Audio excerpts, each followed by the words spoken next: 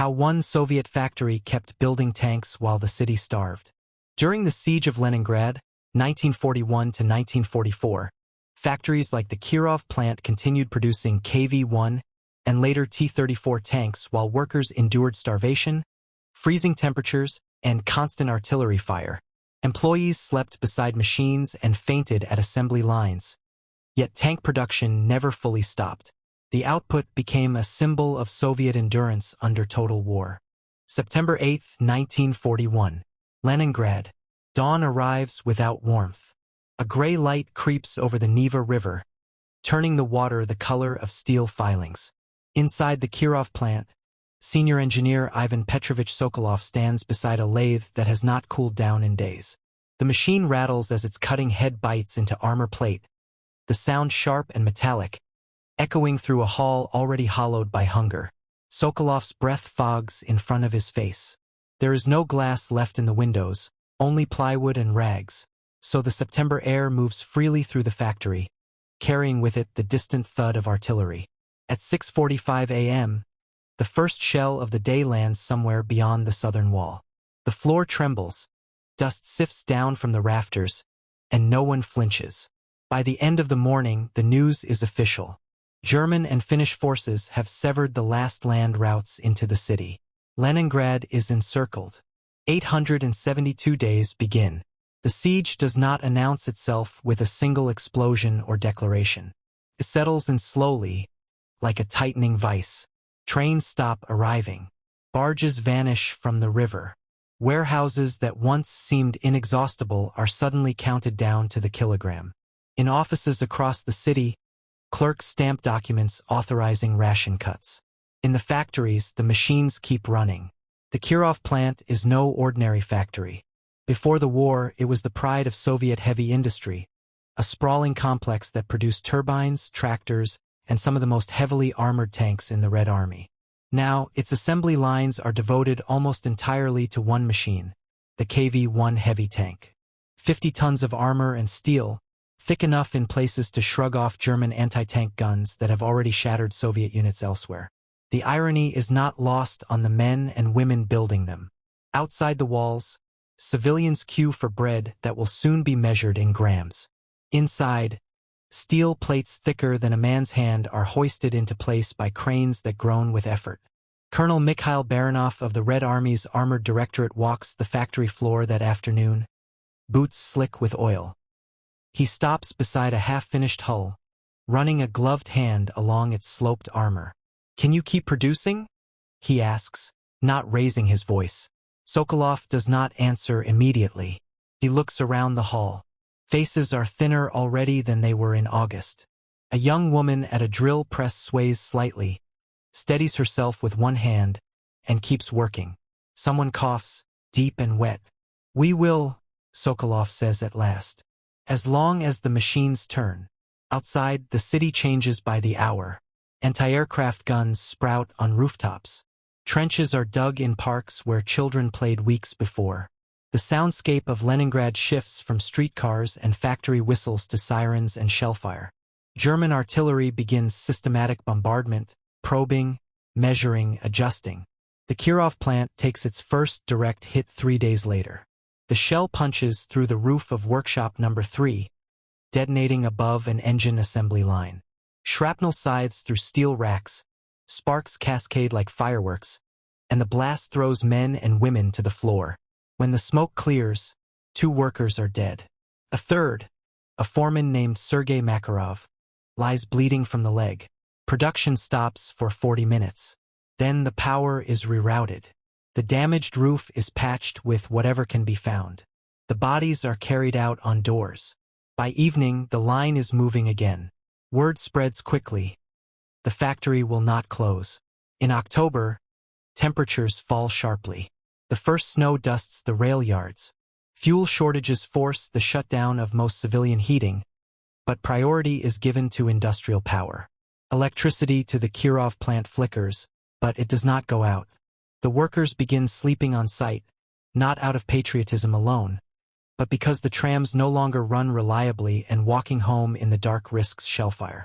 They roll up coats beside machines, using scrap wood and cardboard for insulation. The clang of metal becomes the soundtrack of their nights. Rations are cut again. By November, the bread is no longer bread. It is dark, dense, mixed with cellulose and ground husks. 250 grams per day for workers. Less for everyone else. Sokolov eats his slowly, forcing himself to chew. He has lost nearly 15 kilograms since summer. Still, the tanks emerge from the gates. KV-1s rumble out into a city that can barely feed its own builders. Their engines roar, exhaust plumes stark against the snow, heading straight for the front lines ringing Leningrad. Soldiers climb aboard, knocking ice from periscopes, slapping frozen hands together. The message is clear to everyone watching. The city is starving, freezing, and bleeding, but it is still fighting. As November deepens into December, the cold becomes a weapon all its own. Oil thickens, fingers crack and bleed. Machines seize without constant attention. And somewhere beyond the factory walls, German commanders note with irritation that new Soviet tanks continue to appear on sectors they believed exhausted. Inside the Kirov plant, Ivan Sokolov leans into his lathe, fighting dizziness as the room spins for just a moment too long. He blinks, steadies himself, and keeps cutting steel. December 20th, 1941. Kirov Plant, Leningrad. The cold no longer feels like weather. It feels like a presence. Inside workshop number 5, the temperature hovers well below freezing. Frost creeps along the inner walls, feathering outward from nail heads and seams in the metal panels. Every breath hangs in the air. The machines, massive blocks of cast iron and steel, have begun to look like frozen animals. Their surfaces rimed white, their bearings stiff and reluctant. Ivan Sokolov wakes before the shift horn sounds. He has been sleeping under his lathe, wrapped in 2 coats and a blanket that smells of oil and metal shavings. His joints ache as if filled with ground glass. For a moment, he does not remember where he is. Then the distant thunder of artillery reminds him. Someone shouts for help near the power distribution panel. A motor has seized overnight, its lubricant congealed into something closer to wax than oil. 3 men lean into it together, straining until it shudders back to life with a sound like a wounded animal.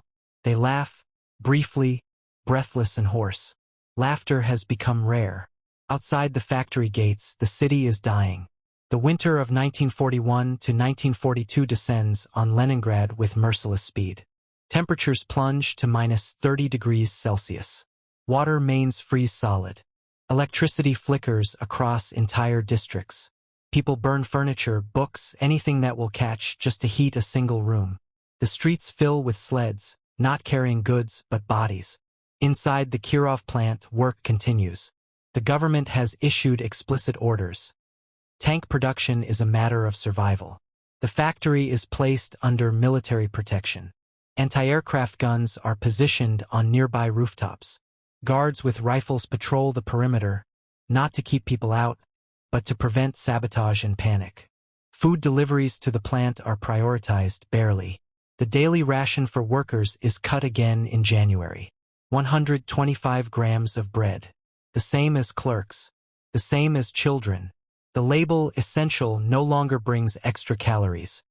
Only the expectation of endurance. People begin to collapse at their stations. A young machinist named Anna Kuznetsova faints while operating a milling machine.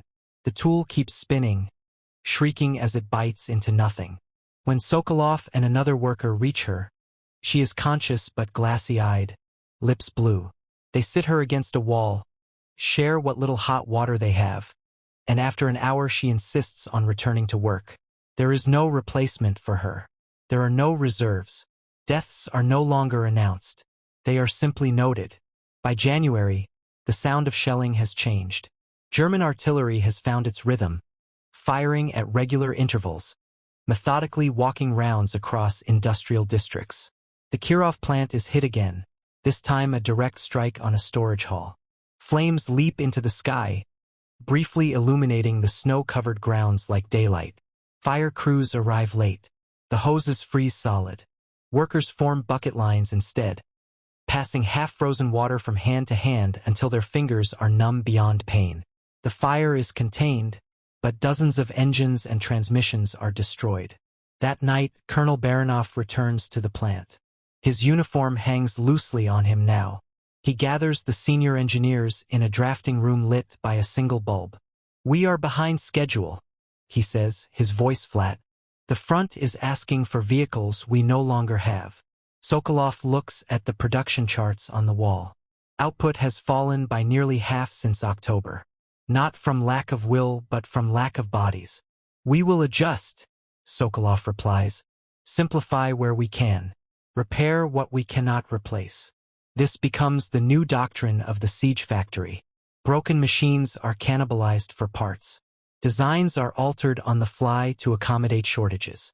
Precision tolerances are widened slightly, not enough to compromise combat performance, but enough to keep the lines moving. Engineers sleep beside drafting tables, waking to scribble revisions with shaking hands. The tanks themselves become colder, rougher, born of desperation. Weld seams are thicker. Interior finishes are crude. Paint is applied thinly, sometimes by hand when spray systems fail. But the armor holds. The engines run. In February, the first signs of evacuation appear.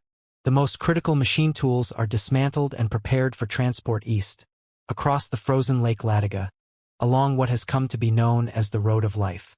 Trucks crawl across the ice at night, lights off, spaced carefully to avoid cracking the surface. Some of the Kirov Plant's equipment leaves this way. Most does not. There is no time. There are not enough trucks. Those who remain understand what that means. Ivan Sokolov watches a KV-1 roll out of the assembly hall one morning, its tracks clanking loudly in the frozen air.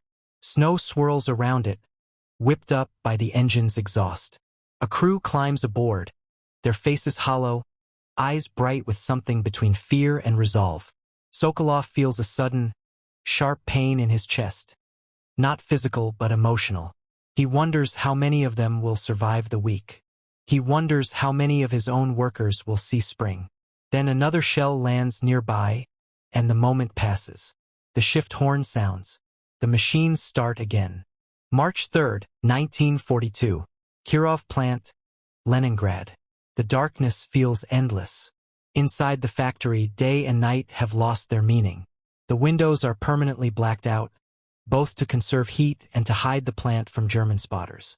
Time is measured instead by shifts, by the rhythm of machines starting and stopping, by the distant cadence of artillery fire. Ivan Sokolov has begun to keep a small notebook in his coat pocket. Not for calculations, there are no margins left for error anyway, but to record names. Workers who collapse. Workers who do not return after a rest break. Workers whose stations remain empty, their tools neatly laid out, untouched. The list grows quickly. March is supposed to bring relief, longer days, a hint of thaw. Instead, it brings exhaustion so deep it borders on madness. People speak less. Movements become automatic. Mistakes multiply. A tank engine is mounted incorrectly, its alignment off by several millimeters. Under normal circumstances, it would be rejected immediately. Now, Sokolov stares at it for a long moment, weighing risk against necessity. "Correct it," he finally says. "We will not send out something that will fail them in combat." The correction takes 6 hours. 2 men collapse during the work. One does not get back up. Outside, the siege tightens further. German forces probe the perimeter constantly, searching for weak points. Finnish artillery joins the bombardment from the north. Air raids resume as daylight lengthens, Ju-88s droning overhead, dropping bombs that shake the earth like thunder. On March 12th, a bomb hits dangerously close to the main assembly hall. The blast knocks Sokolov off his feet. When he stands, ears ringing, he sees that several overhead cranes have jammed, their rails warped by shock. Without the cranes, tank production stops. For 3 days, engineers and riggers work around the clock to realign the rails by hand, using jacks, levers, and sheer brute force. They heat metal with makeshift furnaces, hammering it back into shape while shells continue to fall. When the first crane moves again, a cheer ripples weakly through the hall. It is the closest thing to celebration in months. Yet even as production limps forward, the human cost becomes impossible to ignore. Starvation is no longer abstract. It is visible everywhere. Faces are skeletal. Eyes seem too large for their sockets. Fingers tremble constantly, even at rest. Anna Kuznetsova stops coming to work in mid-March. Sokolov sends someone to check on her. They return silently, eyes downcast. She has died in her apartment, alone, wrapped in a coat, her ration card still in her pocket. The news hits the workshop like a physical blow. No speeches are made. No one has the strength. That night, Sokolov cannot sleep. He sits beside his lathe, listening to the creaks and groans of the factory settling in the cold. He thinks of Anna's hands, steady and precise even when her body was failing her. He thinks of the tanks rolling out, one by one, into a city of ghosts. In late March, a message arrives from the front. Several KV-1s produced at the Kirov plant have successfully engaged German panzer units attempting to break through south of the city. German anti-tank guns have proven largely ineffective against their armor at range. The message is brief, factual, but it circulates quickly. For the first time in months, something shifts. The workers do not suddenly become stronger. They do not stop being hungry, but the knowledge that something they built, something forged in this frozen, starving place, has stopped the enemy matters more than anyone expected. Sokolov reads the report twice, then folds it carefully and places it in his notebook, among the names. Spring begins to assert itself reluctantly. The snow grows dirty. Ice cracks along the Neva. With the thaw comes new dangers: disease, flooding, renewed air attacks, but also the faint promise of change. In April, the factory receives new orders. Production is to begin transitioning, in part, toward a different tank design. Lighter, faster, easier to manufacture in large numbers. The T-34. The decision carries enormous implications. New tooling, new training, new risks, but also new hope. Standing beneath flickering lights, Ivan Sokolov studies the first blueprints laid out on a scarred drafting table. His hands shake, not just from weakness, but from the weight of what lies ahead. Outside, artillery booms again, echoing across a city that refuses to die. Inside the Kirov plant, the future of Soviet armor begins to take shape. May 18, 1942. Kirov Plant, Leningrad. The blueprints for the T-34 lie flat on the drafting table, but nothing else in the room feels stable. Ivan Sokolov traces a finger along the sloped armor profile, the lines sharp and elegant compared to the brutal mass of the KV-1. On paper, the tank looks almost graceful. In reality, it represents upheaval. The KV-1 is a hammer, slow, heavily armored, forgiving of rough workmanship. The T-34 is something else entirely. Faster, more mechanically demanding, less tolerant of error. And it must now be built by people who are barely alive. The decision to introduce T-34 production inside a besieged city is not made lightly. Moscow has calculated the risks and decided they are acceptable. Heavy tanks are valuable, but numbers are becoming decisive. German industry is accelerating. Soviet factories beyond the Urals are still ramping up. Every operational T-34 matters. Even here, especially here. The first problem is tooling. Many of the specialized machines needed for T-34 production were evacuated months earlier. What remains must be adapted, improvised, or rebuilt from scrap. Engineers work with chalk directly on machine housings, marking modifications in quick, rough strokes. Precision gauges are shared between departments, passed hand to hand like relics. Training becomes another crisis. Skilled workers are dead or evacuated.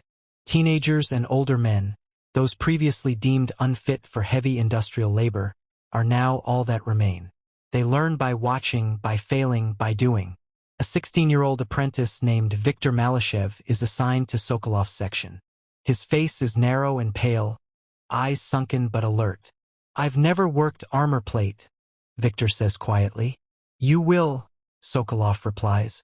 "And you will do it carefully." They stand together beside a partially assembled hull. The metal is cold enough to burn bare skin. Victor's hands shake as he positions a component, jaw clenched in concentration. Mistakes here do not mean scrap. They mean death later, for men whose names they will never know. Outside the factory, May brings renewed German pressure. Luftwaffe bombers strike more frequently now that the weather has improved. One afternoon, Stukas dive on the industrial district, sirens screaming. Bombs fall in a tight pattern, walking closer to the Kirov plant with each explosion. A blast throws Victor to the floor. Sokolov dives after him, shielding the boy's head with his own body as debris rains down. When the noise stops, both lie still, listening. They survive. The southern wall does not. The breach is patched within hours. Production resumes before the smoke clears. Food remains the unspoken enemy. Rations improve slightly in late spring as the road of life operates more reliably across Lake Ladoga. But starvation has done its damage. Swollen joints, failing eyesight, chronic weakness. These are now permanent companions. Yet something else changes too. The tanks rolling out of the gates are no longer only symbols of endurance. They are becoming weapons of momentum. Reports filter back from the front of successful counterattacks supported by armored units. The Germans are still strong, still deadly, but no longer unstoppable. In June, the first T-34 assembled entirely at the Kirov plant stands in the yard, its green paint uneven but unmistakable. Workers gather around it silently. No ceremony is planned. None is needed. Sokolov rests a hand on the glassy plate. It is warm from the engine run-up. For Anna, someone murmurs. No one argues. That night, artillery fire slackens for several hours. A rare quiet settles over the city. From the factory roof, Sokolov watches the pale northern sky glow with lingering twilight. The Neva reflects the light like molten lead. He thinks of how close the city has come to collapse. How close they all still are. And yet, the machines keep turning. Summer is coming. Not relief but change. July 9, 1942. Kirov Plant, Leningrad. Summer arrives without mercy. The snow is gone, but the hunger remains. Heat replaces cold, bringing with it new torments. Flies, rot, the sour stench of uncollected waste. The Neva runs free again, but the water is foul, polluted by sewage and debris from months of bombardment. Dysentery spreads quietly through overcrowded apartments and factory dormitories. Inside the Kirov plant, the air is thick and metallic. Without proper ventilation, many ducts destroyed in winter strikes. The heat from furnaces and engines pools beneath the ceiling. Men and women work stripped to shirts and undershirts, ribs visible beneath skin stretched too tight. Ivan Sokolov feels the heat pressing in on him as he walks the floor. His boots stick slightly with every step, soles tacky from oil and grime. He pauses beside a group struggling to mount a transmission into a T-34 hull. Sweat runs into their eyes, stinging. Slowly, he tells them, if it jams, we lose hours. They nod, breathing hard, hands shaking with fatigue. The city beyond the factory walls is quieter now. Not peaceful, emptied. Tens of thousands are gone, evacuated or dead. Those who remain move slowly, conserving energy, speaking little. The siege has stripped away anything unnecessary, leaving only routine and survival. German artillery continues to harass the industrial districts, but its fury has dulled. Ammunition is conserved. Fire is more deliberate. The enemy has learned that random destruction does not break Leningrad. It only hardens it. Air raids come at night now. Bombers slip in low over the Gulf of Finland, engines barely audible until the bombs are already falling. The Kirov plant endures several near misses in July, shockwaves rattling every machine. Windows long ago destroyed offer no resistance. Pressure ripples through the halls like a living thing. One night, a bomb lands close enough to flip a light tank onto its side in the yard. When dawn comes, workers gather to right it. Ropes are rigged. Men lean into the effort, muscles straining.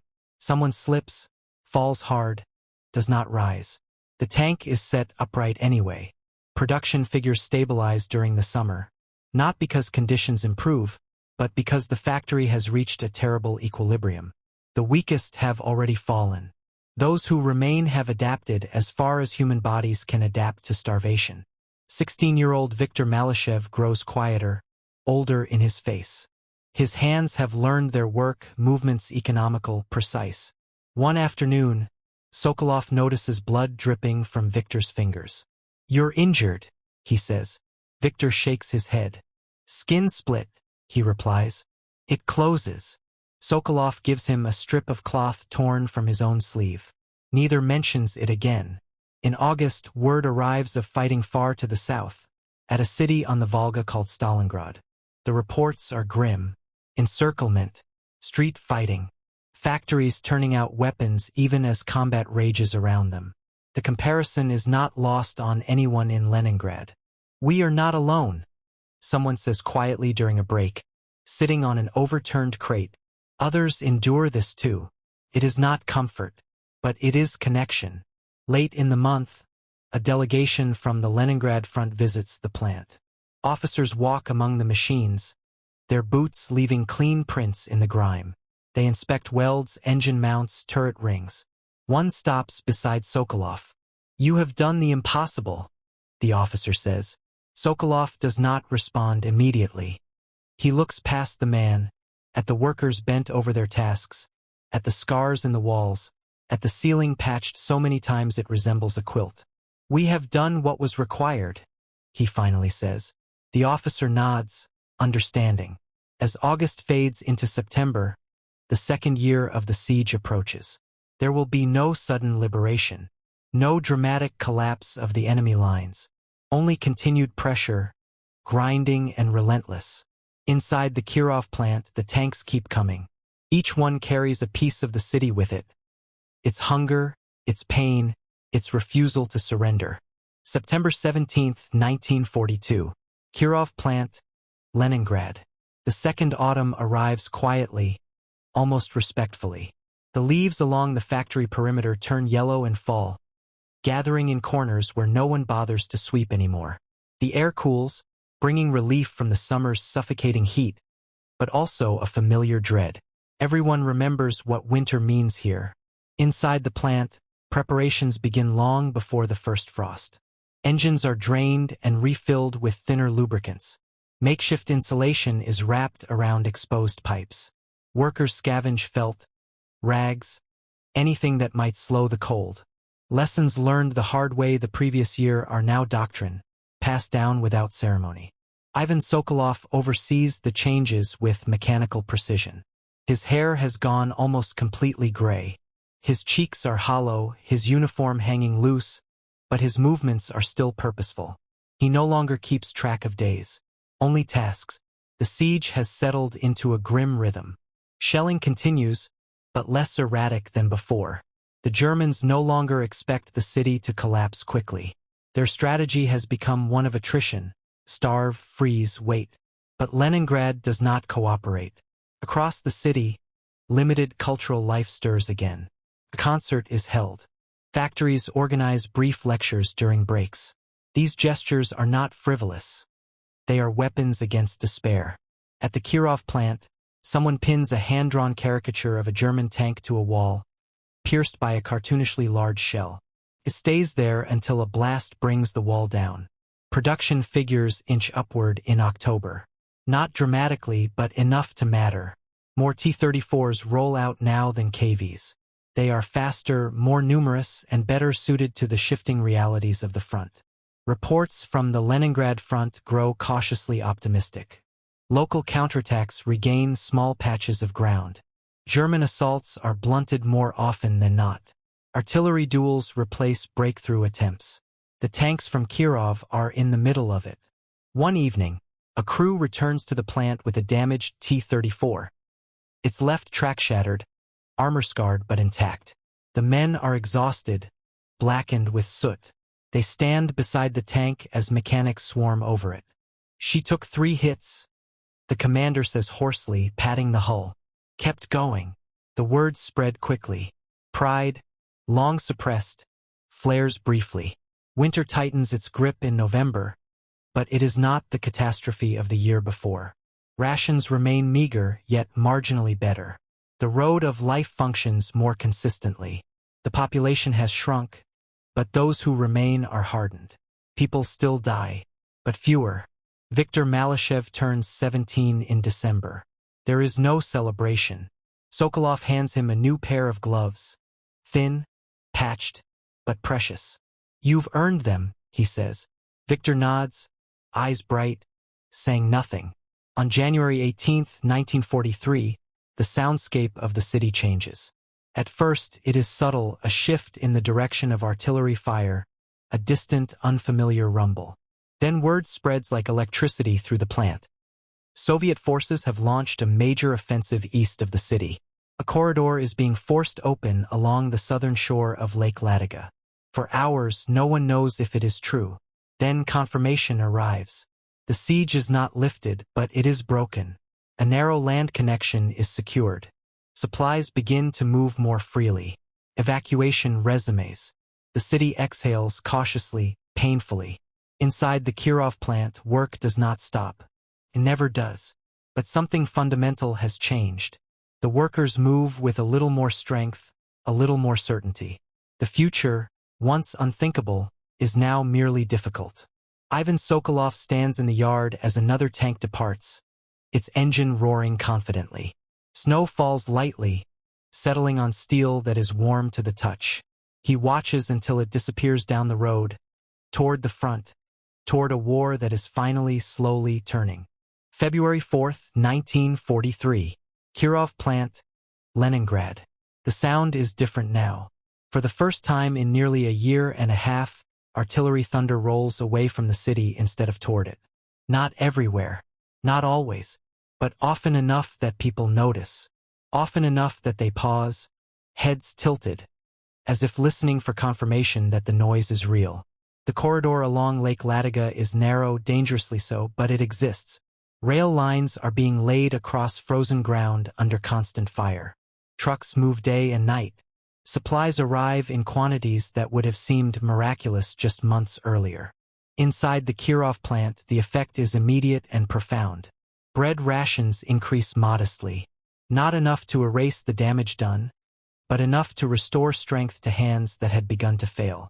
Fuel deliveries stabilize.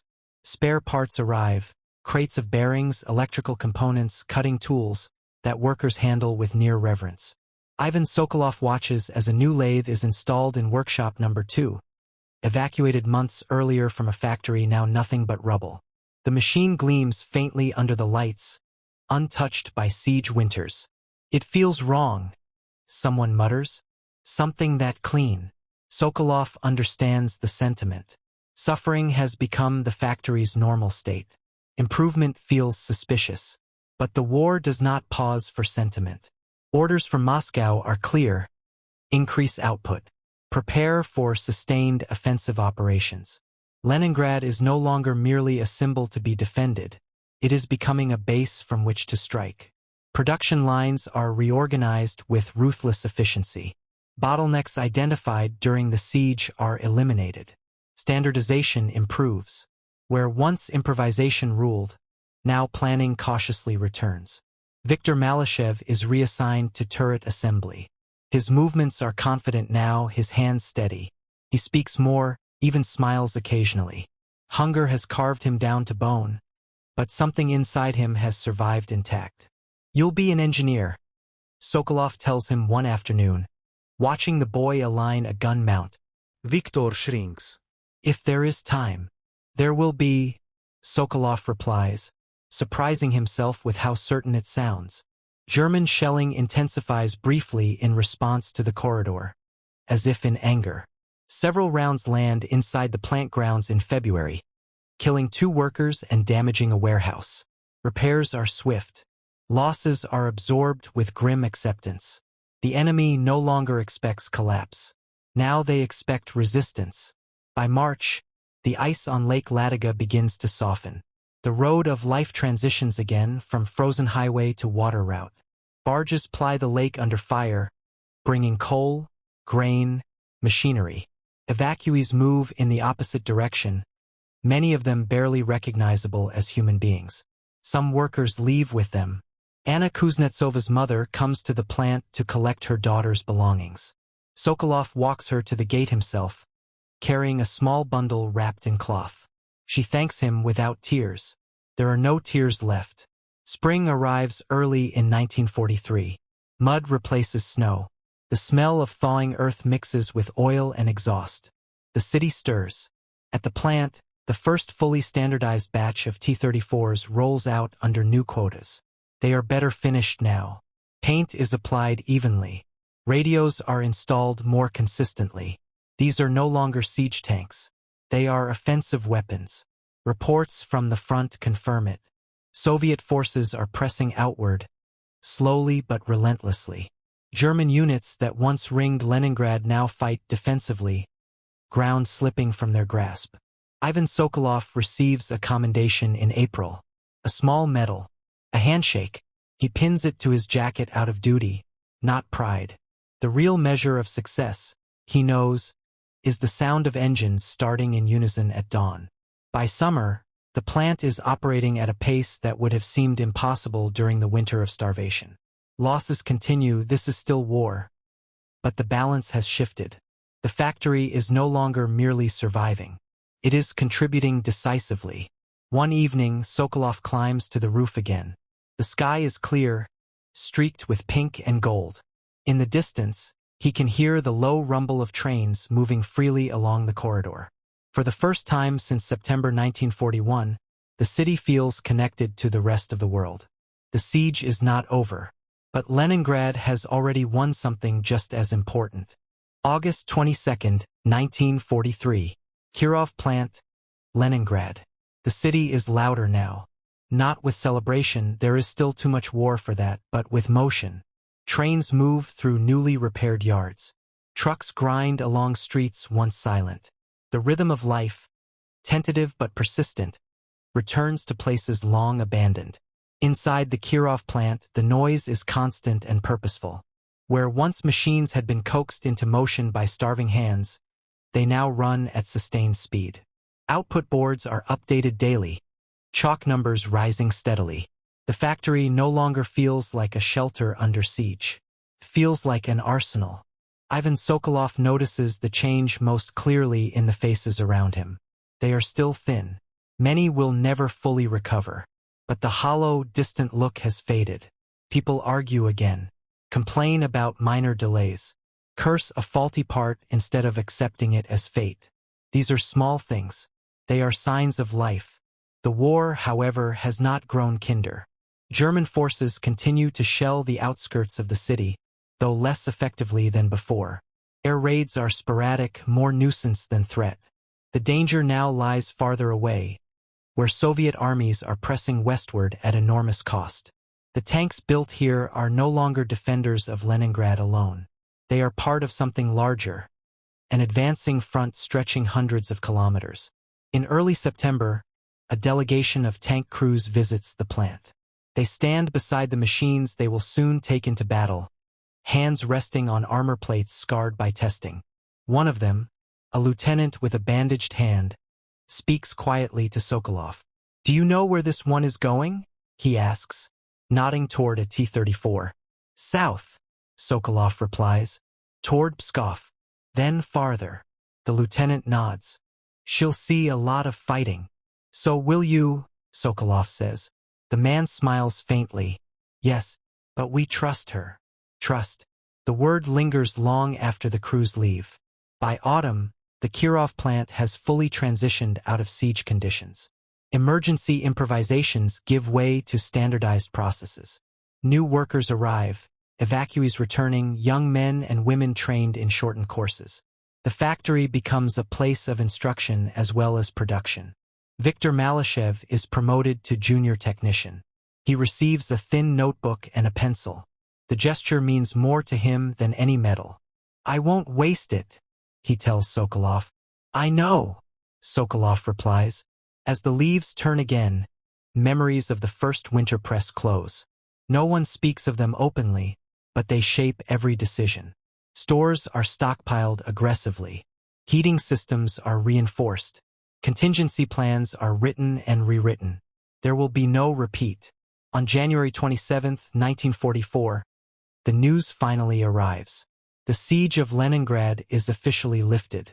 The announcement spreads through the plant in stunned silence. Machines continue to run for several minutes before anyone reacts. Then, slowly, people begin to stop what they are doing. Some sit down. Some lean against walls. A few cry openly, shoulders shaking. Ivan Sokolov stands where he is, hands resting on a workbench worn smooth by years of use. He feels no surge of triumph, only an immense, bone-deep fatigue, and something else beneath it. Relief, grief, bride. Outside, artillery fire fades into the distance. The city has survived. The factory has survived. And it has done more than endure. It has armed the survival of an entire front. As work resumes, because it always does, Sokolov looks around the hall at the machines, the people, the scars in the walls that will never be fully repaired. This place will be remembered not for what it suffered, but for what it produced when everything said it should have died. February 15, 1944. Kirov Plant, Leningrad. The silence feels unfamiliar. Not the silence of winter nights under blackout, broken by shellfire, but a deeper, stranger quiet. The kind that comes when a sound you have lived with for years is suddenly gone. No distant artillery. No air raid sirens cutting across the hours. The war has not ended, but it has moved on, pulling its weight away from the city at last. Inside the Kirov plant, the machines keep running. They always will. Ivan Sokolov walks the floor at a slower pace now. There is no need to rush from crisis to crisis. Problems still exist, shortages, mechanical failures, human exhaustion, but they are no longer existential. No single mistake will doom the city. The walls bear their history openly. Scars from shrapnel, patchwork repairs, faded chalk marks from long-resolved improvisations. No one rushes to erase them. They are part of the place now. Workers talk about the future in cautious tones. Some will transfer east. Others will remain, rebuilding civilian production when the war finally ends. A few speak of families they have not seen in years. Viktor Malyshev brings Sokolov a set of revised drawings one afternoon. Clean lines, careful measurements. They're good, Sokolov says after reviewing them. You've learned. Viktor hesitates. I learned because I had to. Sokolov nods. That is the truth of all of it. Across Leningrad, memorials begin to appear almost spontaneously. Not grand monuments yet. Just plaques, lists of names, small gatherings at places where too many people died. The city does not celebrate loudly. It remembers quietly. The Kirov plant receives official recognition in March. Commendations, speeches, visitors from Moscow. Cameras capture images of tanks rolling out under banners declaring victory over the siege. Sokolov stands at the edge of the crowd, hands clasped behind his back. He does not smile for the cameras. He thinks instead of Anna Kuznetsova, of Sergei Makarov, of names in a notebook he still carries, pages filled front and back, of nights spent beneath machines, listening to bombs fall, wondering if morning would come. The factory's legacy is not steel alone. It is the proof that an industrial system, imperfect, brutal, relentless, could be held together by human will when every rational measure said it should collapse. That men and women could continue to produce weapons of war while starving, freezing, and dying around them. Historians will later argue over numbers, over output totals, over strategic significance. They will compare the Kirov plant to factories at Stalingrad, at Chelyabinsk, beyond the Urals.